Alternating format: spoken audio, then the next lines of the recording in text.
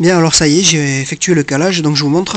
Donc côté Arbracam, donc ici, j'ai, donc comme je vous avais montré tout à l'heure avec le miroir, donc j'ai bien mis le forêt de 6 ici, tout en étant desserré sur l'extérieur du moyeu. Voilà. Donc ce qu'on pige, pour que ça soit bien clair pour tout le monde, ce qu'on pige c'est bien l'Arbracam, c'est le moyeu, avec derrière il y a un index qui tourne. C'est bien ça qu'on pige par rapport au bloc. Ça, on verra par la suite. D'accord? Voilà. Ensuite, pour la pompe à injection, c'est exactement la même chose. On vient bien piger. Vous voyez ici, vous voyez l'index comment c'est. Il y a les à gauche et à droite du fourré là. Il y a deux petits doigts. Et ça tourne en même temps que la pompe, que le pignon de la pompe à injection il tourne. Voilà, c'est bien ça qu'on vient piger sur le bloc. Donc dans l'absolu, ici aussi, on pourrait se desserrer ces trois vis. Peut-être qu'on le fera pour la tension, je vous le dirai. Et on pourrait bouger ce pignon. On s'en fiche. Ce qu'on vient piger, c'est bien l'index extérieur qui correspond au moyeu interne. Là. C'est ça qui tourne. Tout ça, ça tourne. Ça aussi, ça tourne évidemment parce que c'est serré par les trois vis. Mais je veux dire, c'est ça qu'on pige. Voilà. Et côté vilebrequin, toujours pareil. Je vous l'avais déjà montré tout à l'heure. Mais je vous le remontre. S'il y en a qui veulent... Voilà. Ici, l'outil qui est là, vous voyez. Je le remets dessus. J'ai bien mes repères alignés. Bien à plat. Alors c'est un peu particulier à mettre ça. C'est tout bête mais il faut être bien en face. Voilà. Là il est bien sur les dents.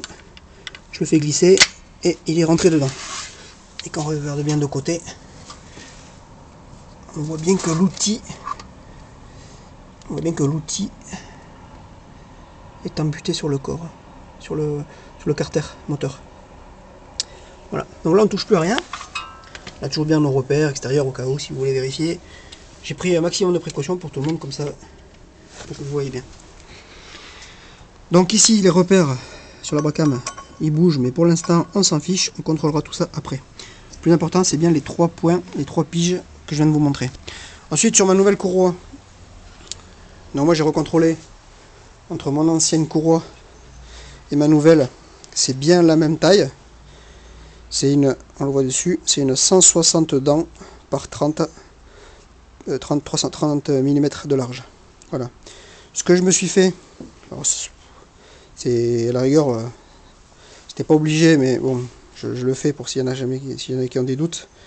Ce que j'ai fait, c'est que vous vous rappelez, tout à l'heure on avait fait des repères ici là, qui correspondaient à la poulie. Je les ai reportés, je les avais écrits donc sur mon ancienne courroie. J'ai repris mon ancienne courroie et ma nouvelle courroie et j'ai fait les repères au même endroit. Voilà. Là, ici les trois qui correspondent à la pompe à injection. Ici on continue. Ici c'est ceux de mon vilebrequin. Bon, dans l'absolu ça sert pas à grand chose puisqu'on est pigé. Donc vous comprenez bien que ça sert pas à grand chose. Mais pour ceux qui ont des doutes ou qui ont peur ou quoi, c'est vraiment, j'ai fait ça vraiment pour que tout le monde puisse le faire et il y a un maximum de sécurité avec les repères, comme ça vous êtes bien rassurés. Voilà, donc maintenant on va la mettre en place et je vous montrerai la suite tout à l'heure. Voilà. Auparavant, avant de la mettre en place, je vais me réinstaller. Par exemple, je vais mettre le gros qui était ici, là, le gros galet qui était là, je vais le mettre en premier. Je pense qu'après je vais commencer à positionner la courroie et ensuite je mettrai celui-là, le galet tendeur en même temps. Et je terminerai par l'autre. Et après, je vous montrerai déjà tout ça avant de tendre. Et ensuite, je vous montrerai après, une fois la tension effectuée. Voilà, allez, à tout à l'heure.